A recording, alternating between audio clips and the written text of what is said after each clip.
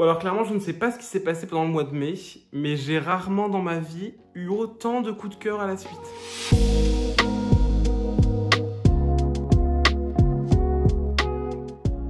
Hello tout le monde, j'espère que vous allez toutes et tous très bien. Aujourd'hui, il fallait qu'on fasse une update lecture en fait, parce que pendant le mois de mai, j'ai lu. Déjà j'ai beaucoup lu, après cette panne de lecture du mois d'avril, en mai j'ai beaucoup lu. J'ai lu des trucs extraordinaires, vraiment que des coups de cœur, vraiment. Là, je pense qu'aujourd'hui, j'ai 5 livres à vous présenter, c'est honnêtement 5 coups de cœur. Et voilà, c'est tout, j'ai vraiment fait des super bonnes lectures et il fallait absolument que je vous en parle. Donc on va commencer tout de suite. Alors vous l'avez certainement vu si vous avez regardé mon dernier vlog, mais j'ai reçu de la part des éditions La Talente Numérique, qui est donc le second tome du triptyque des Métamorphoses de Marina et Sergueï Djatchenko, dont le premier volume était Vita Nostra. Vita Nostra pour lequel j'ai eu un coup de cœur incommensurable, c'est mon livre préféré. Je vous en parle plus en détail dans cette vidéo, elle est dans le petit i. Je vous laisse aller checker ça.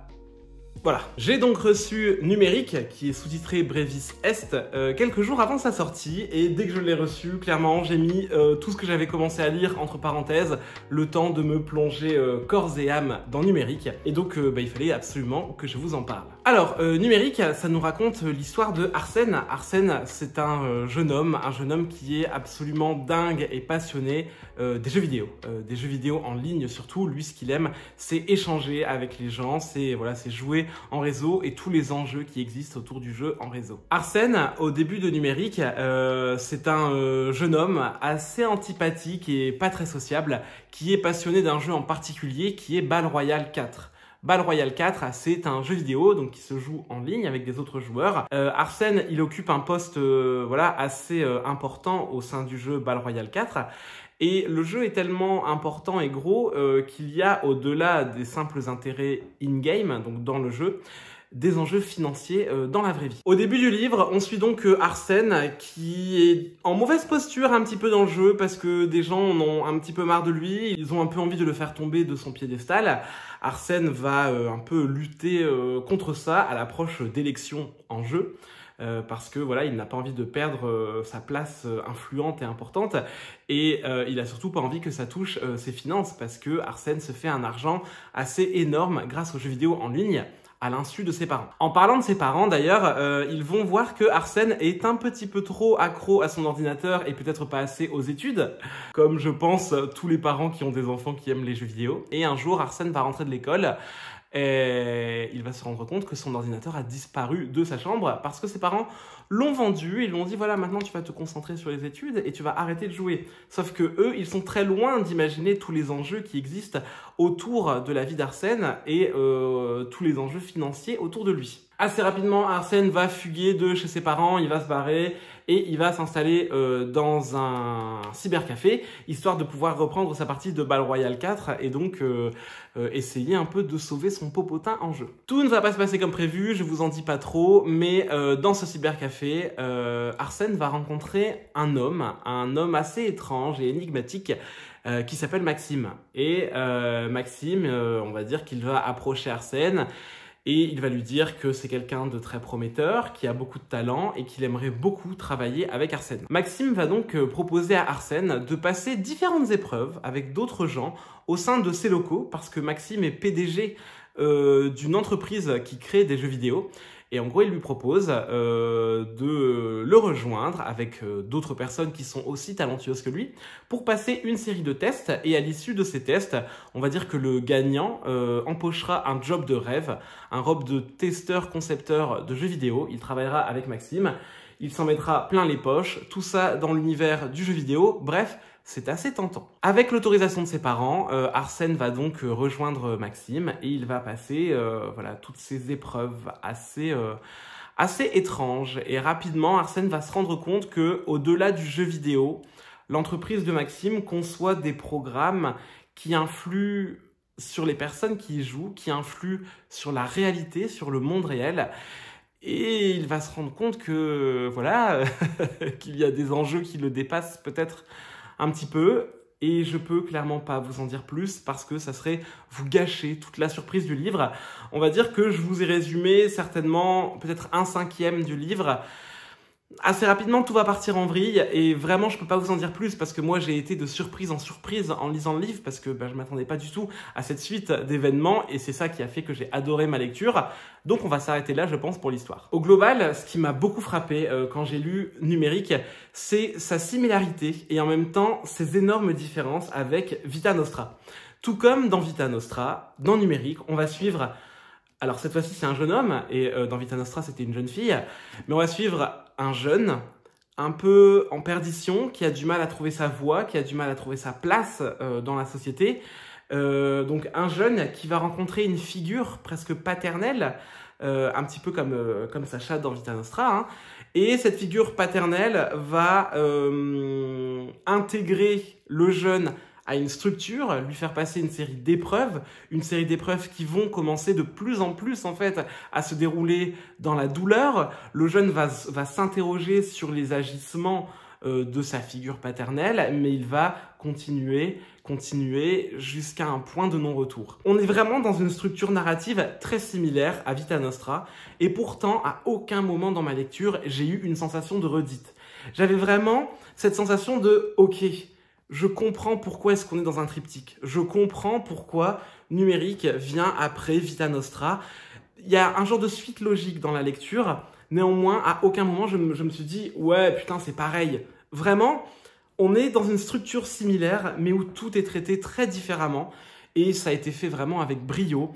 Comme d'habitude, moi, personnellement, j'ai adoré le livre, j'ai adoré la narration, j'ai adoré les personnages, j'ai retrouvé la plume de Marina et Sergei Diatchenko que j'aime vraiment beaucoup, j'adore leur manière d'écrire et vraiment ça a été un régal du début à la fin. D'ailleurs, je vous parle des points communs, mais il y a aussi des différences très frappantes. Dans Vita Nostra, on est dans un univers qui sombre peu à peu dans le fantastique. Il y a ce côté un peu magique, un peu ancien, la vieille bâtisse où Sacha va faire ses études, ces genres de cours qu'ils apprennent qui sont presque magiques. Là, dans Numérique, on a un côté beaucoup plus high-tech. On parle de jeux vidéo. Arsène, il va rejoindre une multinationale, enfin du moins une grande entreprise qui a des moyens dans des locaux presque futuristes. Il va essayer des manières de jouer très futuristes. Et voilà, on a une plongée dans le high-tech, là où dans Vita Nostra, on avait une plongée dans le fantastique.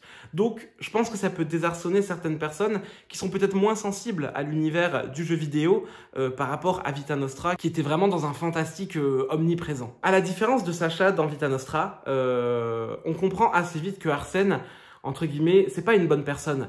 C'est un jeune garçon qui est égoïste, égocentrique,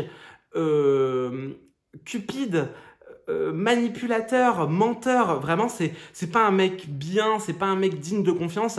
Malgré tout, personnellement, je me suis beaucoup attaché à son personnage. J'ai adoré le suivre, j'ai adoré le voir évoluer parce que, comme je vous le disais, il y a toute une évolution de Arsène. Clairement, il va pas passer du petit con au good guy. Ça reste, enfin, il va garder sa personnalité. C'est juste que, voilà, il va grandir, il va mûrir, il va se métamorphoser. Il va se rendre compte que ses agissements ont des conséquences, il va en prendre conscience. Est-ce que pour autant il va modifier son comportement? Je ne vous le dis pas. Mais voilà, on a vraiment toute une évolution du personnage que j'ai adoré. Clairement, il y a des moments dans le livre où j'ai cru que mon cerveau allait exploser tellement ça m'a mind blow. Genre vraiment, c'était un coup de cœur. Je m'attendais à apprécier ma lecture et je vous avoue que je n'ai absolument pas été déçu. C'est le digne successeur de Vita Nostra et maintenant je n'ai qu'une seule hâte, c'est lire le 3e tome. Avant de passer au prochain livre, je vais répondre à une question que beaucoup d'entre vous m'ont posée, en particulier sur Instagram. Est-ce que c'est mieux que Vita Nostra? Est-ce que tu l'as préféré? Et vu que Vita Nostra c'est ton livre préféré, est-ce que maintenant c'est Numérique ton livre préféré? J'ai adoré Numérique et pour moi, vraiment, il est sur le même piédestal que Vita Nostra au niveau de la qualité du livre. Cependant, je me suis peut-être senti moins impliqué émotionnellement dans ce qui arrive à Arsène en comparaison de ce qui arrive à Sacha. Sacha, dans Vita Nostra, ça a vraiment été un coup de cœur incroyable. Je me suis beaucoup projeté dans Sacha, j'ai ressenti tout ce qu'elle ressent dans le livre. Ça m'a beaucoup touché, ça m'a beaucoup marqué, ça m'a laissé une marque vraiment très forte. Là où Numérique, j'ai adoré ma lecture, j'ai passé un moment de dingue et je m'en souviendrai et j'ai adoré. Mais voilà, ça m'a pas marqué émotionnellement comme a pu le faire Vita Nostra. Donc, Vita Nostra reste mon livre préféré. Mais Numérique n'est pas très loin derrière. Et vraiment, ça a été une lecture absolument géniale. Et comme je vous le disais, j'ai très très hâte de lire le 3e tome. Sur ce, je vais m'arrêter là pour Numérique parce que j'ai l'impression que j'ai déjà beaucoup parlé et je voudrais pas que cette vidéo dure des heures. Donc on va passer à mon second coup de cœur. Alors ce n'est pas une surprise pour vous parce que vous l'avez aussi vu dans mon vlog et je vous avais dit que j'allais en parler. Juste après avoir terminé Numérique, j'ai lu Ressac de Digli aux éditions La Ville Brûle. Je ne vous représente pas Digli, je vous en ai déjà parlé plein de fois. C'est une autrice et une illustratrice que j'adore et vraiment que j'aime vraiment beaucoup. Et Digli a donc sorti le mois dernier Ressac. Ressac, c'est un récit de vie, voilà, c'est pas de la fiction. Ressac, voilà, c'est un récit d'un fragment de vie de Digli dans lequel elle va se livrer à nous, toujours avec beaucoup de pudeur, pendant 165 pages. Alors, comme il est écrit au dos du livre, Ressac, c'est une ode à la solitude et à la lenteur. En fait, au début du livre, on va suivre Digli qui ressent le besoin de prendre un peu de distance avec sa vie quotidienne, avec sa ville aussi dans laquelle elle vit, parce que Digli vit à Lyon. Et voilà, elle a un trop-plein de bruit, de gens, de technologies, de notifications, elle a des difficultés dans sa famille. Vraiment, elle ressent le besoin de prendre un petit peu de recul, de prendre du temps pour elle, de prendre du temps pour se recentrer et pour se retrouver elle-même. Et elle va donc s'inscrire, enfin louer une chambre dans une abbaye pour une retraite en Bretagne. Digli va donc partir en retraite en Bretagne pour une petite semaine et elle nous explique que le jour de son départ, eh bien, il va arriver un drame. Son beau-père, donc le mari de sa mère, qui s'appelle Christian, va avoir un très grave accident de voiture. Et en fait, pendant tout le livre, il va y avoir un genre de jeu de miroir où on va suivre la retraite spirituelle de Digli, tous ces moments où elle va pouvoir se recentrer sur elle-même, elle va nous faire revivre des fragments de sa vie, des interrogations, des choses sur lesquelles elle se questionne. Et voilà, on va vraiment être dans sa tête avec elle, où on va prendre vraiment du recul sur sa vie, mais aussi sur la vie au sens plus large du terme. Et parallèlement à ça, voilà, elle va nous parler de Christian, Christian qui est donc brisé suite à cet accident de voiture absolument dramatique. Et vraiment, c'est un récit magnifique, voire somptueux. C'est très très bien écrit, c'est très touchant. Et pour tout vous dire, moi, dès que je suis arrivée à la page 12, j'ai commencé à pleurer tellement ça m'a touché. Et en fait, je me suis dit, ok, il va falloir que je garde des traces de ce livre. Et donc, j'ai pris un crayon. Et le crayon m'a accompagné pendant l'intégralité de ma lecture. J'ai passé mon temps à annoter le livre, à encadrer des passages, entourer des mots, souligner des phrases. J'ai fait des dessins dans les marges, j'ai fait des flèches. J'ai annoté plein de choses parce que je me suis retrouvée dans ce livre et je pense que c'est un livre qui est fait pour ça aussi, pour que chacun puisse prendre un peu de distance sur sa vie, sur ses interrogations, sur ses besoins, sur ses envies, sur ses désirs, et puis se recentrer sur ce qui est important. Et moi, vraiment, ça m'a beaucoup touchée. C'est vraiment beau, c'est plein de poésie. Ça a été un énorme coup de cœur, ça m'a énormément touché. Ça fait au moins 10 fois, je pense que je vous dis que ça m'a touché, donc je pense que vous avez compris. Et d'ailleurs, je vous parlais donc de Christian, et vous allez me dire, mais pourquoi est-ce que, au-delà de l'accident de voiture, pourquoi est-ce que Christian a une place si importante dans la vie de Digli? Et en fait, Digli nous explique au début du livre que Christian, c'est un homme qu'elle aime beaucoup, à qui elle tient beaucoup. C'était le premier amour de sa mère, et sa mère s'est remise avec lui voilà, quelques années après la naissance de Digli, quand elle s'est séparée de son ancien mari. Et Digli nous explique que c'est un homme qu'elle adore, elle a beaucoup de complicité avec lui, c'est un homme gentil, généreux, à l'écoute. Sauf que malheureusement, Christian est atteint de bipolarité, et donc petit à petit, sa psyché change. Et Christian, au fur et à mesure des années, c'est plus le même homme. C'est devenu un homme colérique, impulsif, égoïste. Et c'est horrible en fait, parce que vraiment Digli a cette sensation de perdre quelqu'un qui lui était cher. Vous savez, la personne file comme ça, elle est toujours là présente physiquement, mais à l'intérieur, c'est plus du tout la même personne. Et d'ailleurs, c'est ce passage à la page 12 qui m'a beaucoup touché, que j'aimerais bien vous lire parce que j'ai trouvé ça très beau et ça peut vous donner une petite idée de la beauté de la plume de Digli. Cet homme que j'ai connu si calme, si doux, est devenu une caricature frénétique. La maladie, non diagnostiquée, non traitée, s'est déployée en chacune de ses cellules jusqu'à le rendre étranger. Le vrai Christian est certainement là, quelque part, perdu dans les limbes, empêché par des couches successives de mauvaises connexions cérébrales. Mais comment en être sûr? Comment savoir s'il est encore lui, quelque part sous le masque? Nous pleurons un individu qui vit sous nos yeux. C'est une mort sans cadavre. Que dire de plus? C'est une mort sans cadavre. J'ai trouvé ça très fort, très beau. Et le livre est rempli de ce genre de citations, de phrases si bien construites qui sont simples et en fait qui veulent pourtant dire tellement de choses. Et vraiment, ça a été une énorme claque dans ma figure. Ça a été une très belle lecture et je pense que je le relirai plusieurs fois avec grand plaisir. Et je vous invite à faire de même parce que vraiment, c'est une lecture inoubliable et qui ne pourra vraiment pas vous laisser indifférent. Bon, et après avoir lu Ressac, je me suis lancé dans un autre court roman qui a été un troisième coup de cœur à la suite. Et il s'agit des Oiseaux du temps de Amal El-Mohtar et de Max Gladstone. C'est sorti chez les éditions Mu et bah pareil, c'est un coup de cœur, c'était beaucoup trop bien. Je vais essayer de vous en parler sans vous en dire de trop. Mais dans Les Oiseaux du temps, on va suivre deux personnages qui s'appellent Rouge et Bleu. Pour le coup, c'est assez simple. Et Rouge et Bleu appartiennent à deux factions ennemies, deux factions qui sont l'Agence et le Jardin. Et l'Agence et le Jardin sont des factions qui s'affrontent dans une guerre plus que millénaire, puisqu'ils appellent ça la guerre du temps. Le concept est assez sombre et en même temps assez simple. L'Agence et le Jardin envoient des agents un peu partout dans le temps, à différentes époques, pour influer sur le cours de l'histoire et donc faire en sorte d'avoir l'avantage à la fin, si vous voyez ce que je veux dire.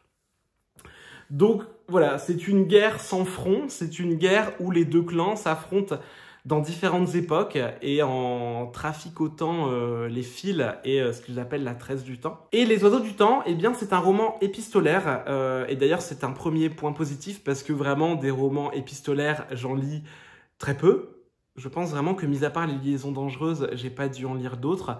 Donc voilà, déjà, point positif, ça fait très longtemps que j'avais pas retrouvé une narration sous forme de lettres et vraiment, quel plaisir, depuis que je l'ai refermé, j'ai envie de trouver d'autres romans épistolaires aussi bien. D'ailleurs, si vous avez envie de me recommander certains, n'hésitez pas dans les commentaires, parce que vraiment, j'ai envie de lire des lettres, c'est tellement agréable, j'ai adoré cette lecture. Mais pour en revenir au livre, on va donc suivre Rouge et Bleu, qui appartiennent respectivement à l'Agence et au Jardin. Ce sont donc des ennemis.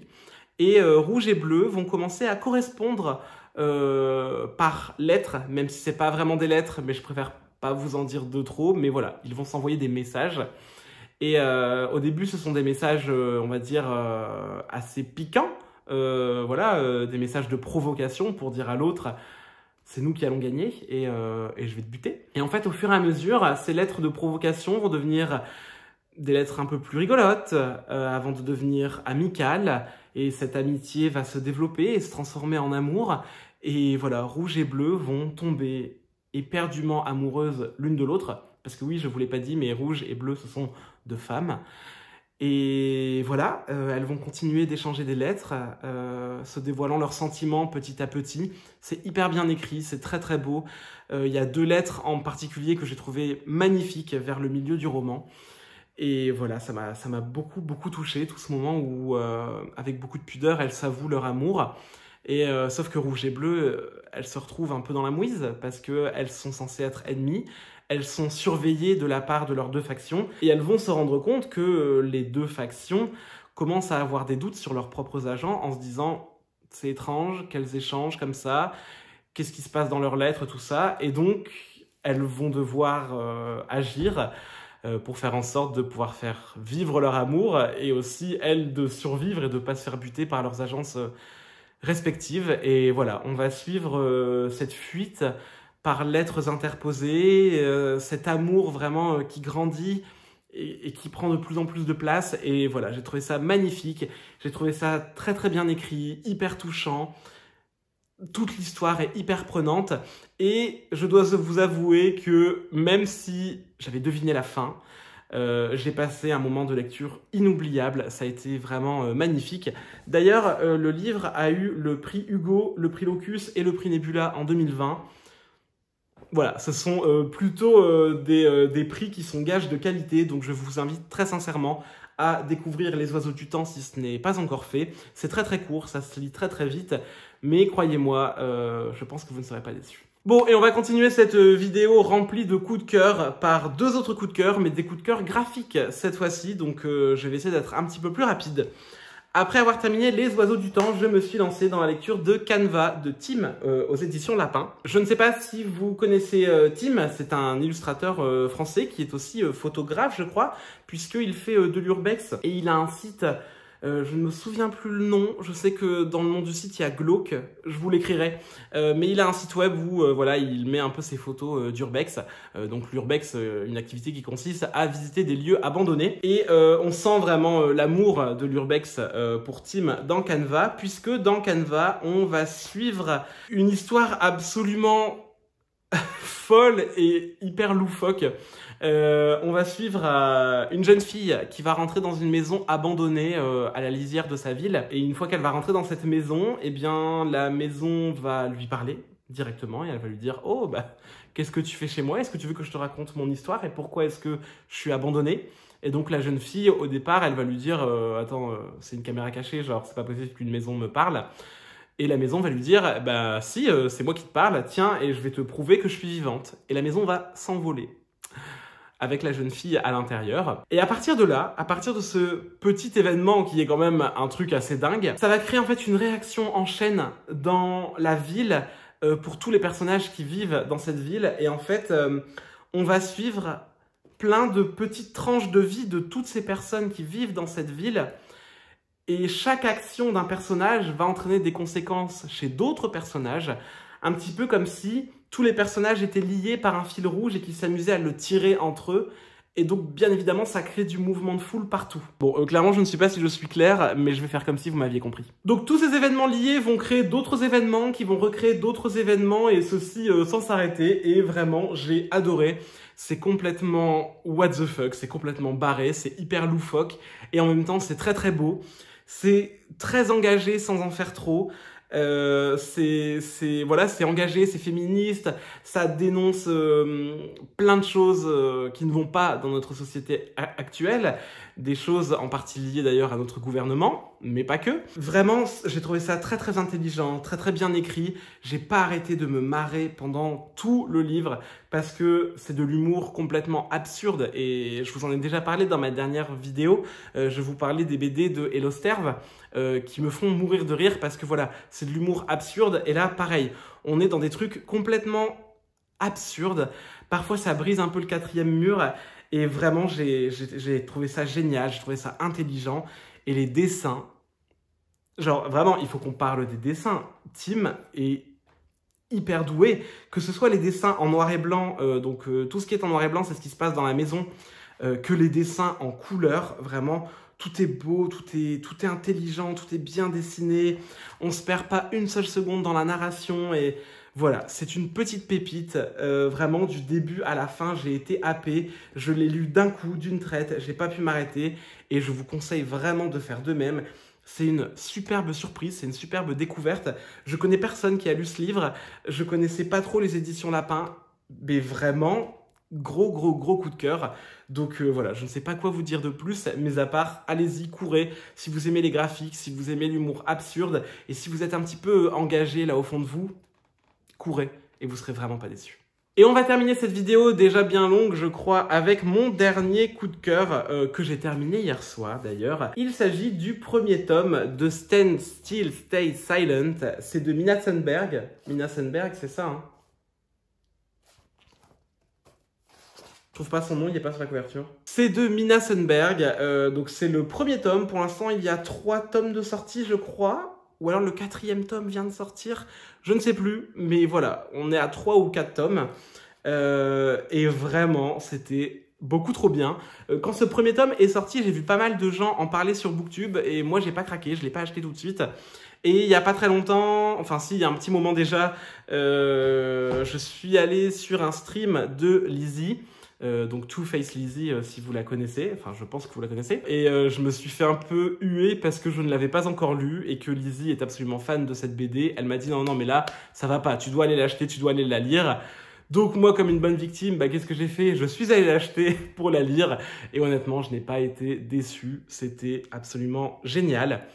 Stand Still, Stay Silent, ça nous raconte l'histoire du monde d'après. Le monde 100 ans après une épidémie mondiale qui a fait beaucoup de victimes et qui a fait que beaucoup de pays se sont mis en isolement et ont fermé leurs frontières. Oui, je sais, tout ça, ça sonne comme un déjà-vu. Bref, vous voyez très bien ce que je veux dire parce que on va pas y aller par quatre chemins, c'est ce qu'on vit depuis 1 an et demi, même si les choses vont de mieux en mieux. Et on va dire que le livre n'est pas... ne nous gâte pas vis-à-vis du futur, puisque dans le livre, eh bien, cette maladie a tué, je pense, 90% de la population mondiale. Et la seule civilisation qui a survécu, c'est celle de l'Europe du Nord, qui est donc l'Islande, la Norvège, la Suède, la Finlande et le Danemark. Ces 5 pays-là ont survécu à cette épidémie, ont formé une coalition, se sont un peu fermés du reste du monde. Et voilà, c'est à peu près tout. Et nous, on va suivre une équipe d'explorateurs qui va aller explorer en fait ce qu'il reste du monde à la recherche de réponses sur cette épidémie et puis d'anciens ouvrages qui ont une certaine valeur et qui vont certainement relater ce qui a pu se passer pendant ces 100 ans où ces pays du Nord ont fermé leurs frontières. C'est à peu près tout pour l'histoire et il faut que je vous le dise, l'histoire va très lentement, l'histoire prend son temps. Donc si vous avez envie de lire un livre qui bouge et qui s'arrête pas et qui bourrine d'action, ne vous lancez pas. C'est très lent, c'est très contemplatif, on prend le temps de développer les relations entre les personnages, on prend le temps de poser tout l'univers, mais vraiment c'est un plaisir parce que l'univers que l'autrice a créé est vraiment génial. C'est beau, c'est poétique, c'est plein de magie et de mystère parce que oui, ça a beau être un récit entre guillemets réaliste, il y a de la magie. Il y a un truc très très onirique dans ce livre que j'ai beaucoup aimé. J'ai trouvé les personnages très bien construits, très touchants. Et puis, il faut qu'on parle de la beauté en fait, de la beauté de ce livre. Parce que graphiquement, c'est un sans faute. Graphiquement, c'est incroyable. J'en ai pris plein les yeux à chaque planche. C'est un régal pour les yeux. Vraiment, grand bravo à Mila Sundberg qui a fait un travail de dingue. Et tout ce que je peux vous dire, c'est que hier soir, j'ai refermé le premier tome et j'ai juste envie de courir en librairie pour m'offrir le second tome. Chose que je vais faire, je pense, durant la semaine, parce que clairement, j'ai pas envie d'attendre 15 ans avant de lire la suite, parce que c'était beaucoup trop bien. Bon, et puis je pense que j'ai bien assez parlé pour aujourd'hui. Bon, et je viens de me rendre compte que sans le vouloir, j'ai encore fait un zoom sur ma tête pendant que je vous parlais de mes lectures. J'en suis navré. Bon, et puis sur ce, je vais m'arrêter là pour cette update lecture du jour. J'espère que ça vous aura plu. J'ai un peu pris mon temps sur ces livres-là, mais vu que ces 5 coups de cœur, il fallait vraiment que je prenne le temps de vous dire et de vous expliquer à quel point j'ai adoré ces 5 lectures-là. C'est assez fou, je pense que c'est la première fois de ma vie que ça m'arrive d'avoir 5 coups de cœur d'affilée sur un même mois. Enfin, sur le même mois, là, le mois de juin a quand même bien démarré. Mais c'est pas grave. Dans tous les cas, j'espère sincèrement que ça vous aura plu. Si vous avez lu un ou plusieurs des livres que j'ai cités là, eh bien n'hésitez pas à me le dire dans les commentaires parce que je suis hyper curieux d'échanger sur ces livres-là. Je sais par exemple que Numérique n'a pas fait l'unanimité auprès de tous les lecteurs. Et voilà, moi je suis grave ouvert pour en discuter et pour en échanger si vous en avez besoin. Là-dessus, comme d'habitude, je vous souhaite de très belles lectures et puis je vous dis à très bientôt pour une prochaine vidéo. Ciao!